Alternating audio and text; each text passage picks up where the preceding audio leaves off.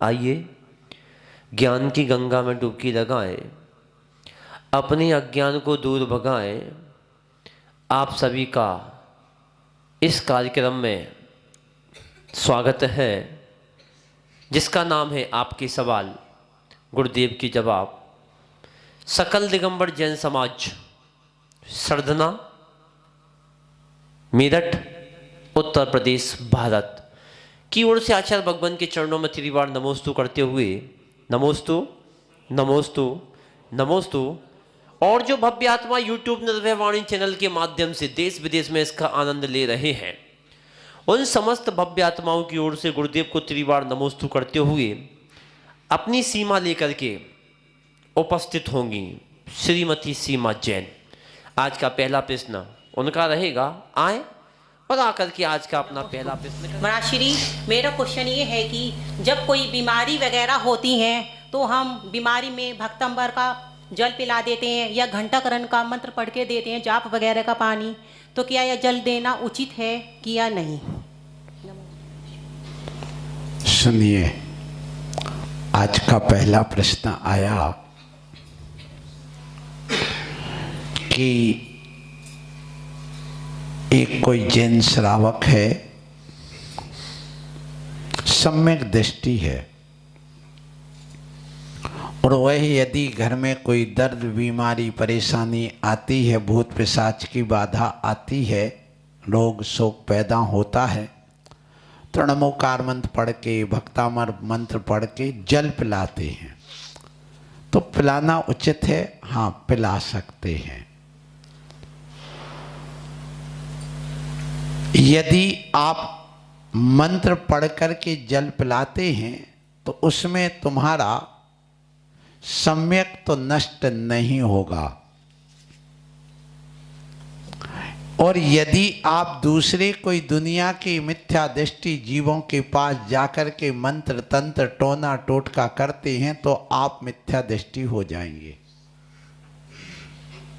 इसलिए मंत्र पढ़ करके पिलाने का निषेध नहीं है। बड़े बड़े आचार्य हुए हैं जिन्होंने मंत्र पढ़ करके काम किया है और आज भी करते हैं। और जितनी भी क्रिया, दीक्षा आदि संस्कार के, उनमें मंत्र ही तो पढ़े जाते हैं सब। पंच कल्याणक प्रतिष्ठा में क्या है? उन मंत्रों को रख करके, वो पढ़ करके, जाप करके, मंत्र करके उनको प्रतिष्ठित किया जाता है। यदि मंत्र पढ़ के जल देने में मिथ्यात्व आ जाएगा तो सारी प्रतिष्ठा की क्रियाएं, मुनि दीक्षा क्रियाएं सब मिथ्या हो जाएंगी। इसलिए उसको मिथ्या नहीं कह सकते। हाँ, जो सम्यक्त प्रकृति है, उस सम्यक्त प्रकृति के कारण से चल मल अगाड़ जो दोष होते हैं 3, वे पैदा हो जाते हैं। तो निर्दोष सम्यक दर्शन तो वीतराग अवस्था में होता है, सराग अवस्था में तो वह सम्यक दर्शन सदोष ही होता है। चल मल अगाड़ दोष पैदा ही होते हैं। हाँ, एक बात और ध्यान रखना कि मंत्र पढ़ के देना अलग है और गंधोदक पिलाना अलग है। सम्यक दृष्टि जीव गंधोदक नहीं पिलाएगा भगवान का। यदि गंधोदक पिलाते हो तो ध्यान रखना कि जैसे एक राजा ने उस आम अमर फल के रूप में नमोकार मंत्र जो जल में लिखा गया था उस पर पैर से मिटाया, जबकि जल में आप मंत्र लिखोगे तो अंकित नहीं होगा, अंकित नहीं होगा। फिर भी उस पर लिखे हुआ पर मिटाया तो कहां चला गया? साथ में नरक में चला गया। उसी प्रकार जब भगवान की प्रतिमा जो होती है उस पर भगवान का पूरा आकार बन करके उस जल में आ जाता है और वहां पर यंत्र भी रखे रहते हैं, यंत्र का अभिषेक भी होता है। तो वहाँ ह्रीम श्रीम क्लीम आदि नमोकार मंत्र आदि उसमें लिखा हुआ है और वह जल उस नमोकार मंत्र बन करके नीचे उतर करके गंधोदक के रूप में आया है। यदि वो पियोगे तो उसका निषेध है, वो नहीं पी सकते, विवेकहीन माने जाओगे, अज्ञानी माने जाओगे, उसमें पाप आश्रय होगा और वह गंदोदक भी गंदा मल मूत्र आदि बनेगा, इसलिए उसको नहीं पिला सकते। लेकिन हाथ में लेकर या उंगली डुबाकर जल में मंत्र पढ़ करके जल देने में कोई बाधा नहीं है। आशीर्वाद।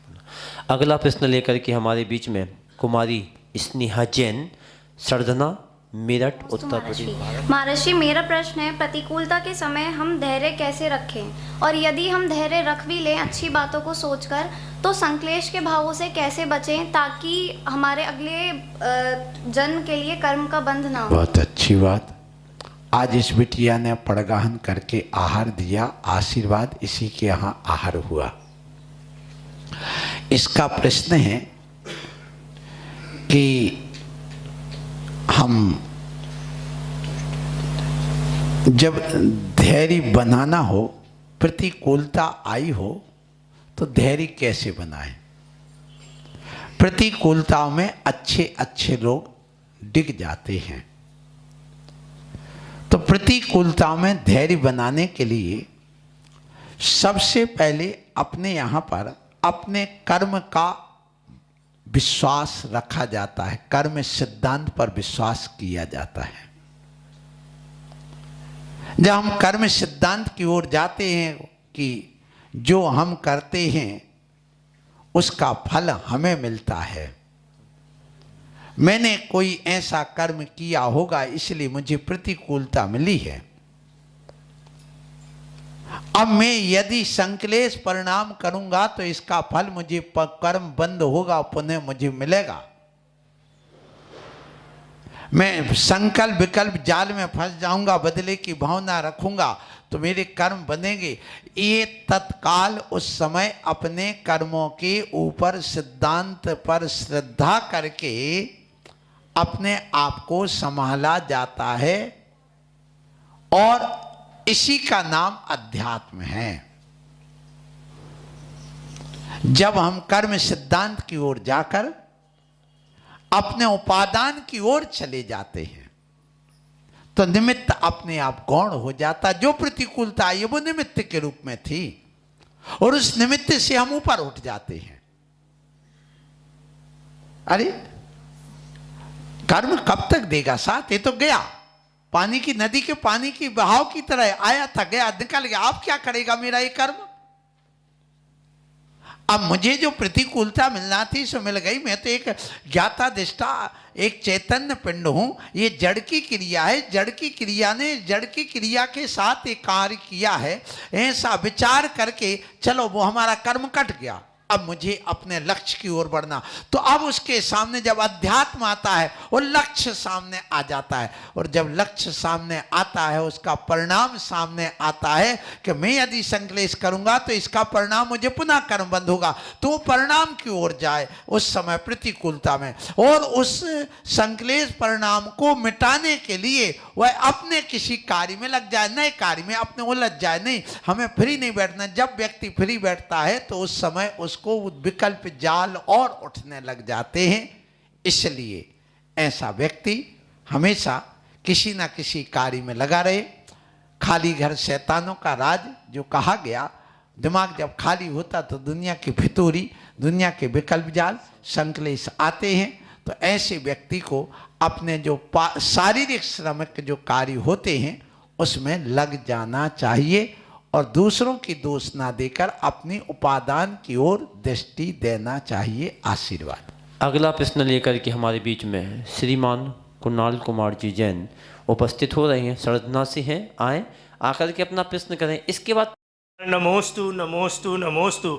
आचार्य श्री, मेरा प्रश्न ये है, मेरी शंका है कि महर्षि मेरे पास कृषि भूमि है, और इस कृषि भूमि को मैं ठेके पर दे देता हूँ, उसकी फसल की पैदावार, और उस फसल को जब मैं देता हूँ महर्षि, तो जो ठेकेदार होता है उसकी फसल की पैदावार लेने के लिए उसमें कीटनाशकों का यूज़ करता है। तो उस कीट पतंगों से बचाने के लिए, उस करने के लिए तो कीटनाशक का जो वो प्रयोग करता है महर्षि, इसका दोष का भागी क्या मैं भी हूँ, और इससे बचने के लिए क्या करना चाहिए। देखिए, कृत कारित अनुमोदना। प्रश्न सबने सुन लिया है। कुणाल का प्रश्न है कि हम खेती करते हैं, हमारी खेती है, हमने भी खेती की भैया, कुणाल की है, बहुत बड़ी खेती, छोटी नहीं। तो उस समय भी खाद आता था, पानी सिंचाई होती थी, ट्रैक्टर से करते थे, बैलगाड़ी और बैलों से भी खेती की जाती थी। तो उस समय तुम अब स्वयं नहीं करते हो खेती। यदि स्वयं करोगे तो पाप कम लगेगा। क्या कह रहा हूं? उल्टा कह रहे महाराज? नहीं, मैं सही कह रहा हूं। आप जैन श्रावक हैं। हमारे यहां 4 प्रकार की हिंसा कही गई। कौन सी? आरंभी, उद्योगी, विरोधी और संकल्पी। श्रावक सिर्फ संकल्पी हिंसा का त्यागी होता है। कीटनाशक दवाइयों का प्रयोग करने का अर्थ संकल्पी हिंसा, और उसका वो त्यागी होता है। तो यदि कीटनाशक दवाइयों का जीवों को मारने का यदि वो उसमें प्रयोग किया जाता है, संकल्प पूर्वक मारी दवाई डाली जाके एक कीड़ा मर जाए, तो उसमें पाप जाना है। और तुम ट्रैक्टर भी चला रहे, गाड़ी भी चला रहे, फसल भी बना रहे, उसमें से निकाल भी रहे, हरी भरी भी निकाल रहे, तो भी उसमें पाप कम है। क्योंकि श्रावक के लिए आरंभी हिंसा खेती में होती है, उसका त्याग नहीं बताया है। तो आप यदि स्वयं इस कार्य को करते हैं तो ज्यादा अच्छा है। विवेक पूर्वक करोगे। कौन सा हमें फसल उगाना चाहिए। यदि तुमने उसको पैसा लेकर सिकमी में दे दिया कि चलो आप 1 एकड़ जमीन यानी 1 बीघा जमीन का 10,000 रुपये देना, या जो भी आपके यहाँ रेट हो कि 10,000 लेना, और बाकी तुम अपना साल भर उसको जो भी फसल है तुम्हारी घटे चाहे बढ़े, हमें उससे कोई मतलब नहीं है। ऐसी जो व्यवस्था दी जाती है, ऐसी अवस्था में वह जो भी करेगा तुम उसमें हस्तक्षेप नहीं कर सकते। उसको कह नहीं सकते कि तुम दवा मत डालो। हाँ, यदि सिकमी करने के बाद, सिकमी जानते ना आपके यहाँ क्या बोलते हो उसको, भाड़े पर देते ना, जो कि हम इतना पैसा लेंगे और बाकी तुम्हारा रहेगा, फसल तुम्हारी, आय व्यय सब तुम्हारा। तो वो जो दी जाती किराए पर जो जमीन दी जाती है खेती वाली, उसमें देने के पहले एक संकल्प दिलाइए, आप बॉन्ड बनाइए कि हम तुम्हें दे रहे, लेकिन कीटनाशक दवाइयों का आप प्रयोग इसमें नहीं करोगे, तो फिर दे सकते हो, तो दे सकते हो। और यदि वह करता है तो आप स्वयं अपने आदमी से अपना स्वयं समय निकाल करके उस कार्य के करिए, उसमें कोई निषेध नहीं है, और तुम उसमें फायदे में ही रहोगे, नुकसान नहीं होगा। आशीष। श्रीमान दीपक कुमार जी जैन दीपाकर उपस्थित हो रहे हैं। इसके बाद अंतिम प्रश्न रहेगा श्रीमान सुरेंद्र कुमार जी जैन। तैयार रहे। अभी दिवाकर जी का प्रश्न सुनिए और गुरुदेव का आंसर। नमोस्तु श्री भगवान, नमोस्तु श्री भगवान, नमोस्तु श्री भगवान। महाराज श्री, बहुधा देखने में आता है कोई व्यक्ति शांति धारा कर रहा है, लेकिन पुण्य का कार्य है, अनुमोदना भी कर रहे हैं, लेकिन मन में संकल्प विकल्प क्यों आते हैं उसके प्रति? ये कर्म की प्रकृति है या काल का दोष? किसके प्रति? जैसे कोई व्यक्ति अणुव्रती है, हाँ, वो अणुव्रत पूजन पाठ इत्यादि सब कर रहा है, हम अनुमोदना मन से भी कर रहे हैं, भाव से भी कर रहे हैं उस समय, लेकिन बाद में उसके दोष क्यों ढूंढते हैं? ऐसा कभी कभी होता है मन में। हाँ हाँ, बिल्कुल बात सही है आपकी। सुनिए, दोष ग्राही दृष्टि प्रत्येक संसारी प्राणी की होती है। क्यों होती है? कर्म के उदय से। जो हमारे अंदर मोहिनी कर्म बैठा है, उस मोहिनी कर्म में जो एक हास, रति, अरति, शोक, भय, जुगुप्सा, स्त्री वेद, पुरुष वेद और नपुंसक वेद, इसमें जो अरति भाव है और इसके अलावा जो द्वेष भाव है, वह द्वेष भाव क्रोध, मान, माया और लोभ, इन 4 कसायों में 2 द्वेष रूप हैं और 2 राग रूप हैं। लोभ और माया ये राग रूप है, और क्रोध और मान द्वेष रूप है। और मानव मान का पुतला है, अपनी अहम की पुष्टि के लिए सामने वाले से द्वेष करता है, ईर्ष्या करता है, दोष ढूंढता है, नीचा गिराने के लिए कि वो उसका मान घट जाए और मेरा मान बढ़ जाए। और ये स्थिति बनती 5वें गुण स्थान तक विशेष रूप से। और घर में रहने वाला वृत्ति भी क्यों ना हो, उसकी स्थिति 5वें गुण स्थान तक ही रहती, उसके ऊपर नहीं जाती। इसलिए इसका मतलब यही हुआ कि वो जो कर्म का उदय बैठा है, मोहिनी कर्म, वो सब ऐसा कराता है।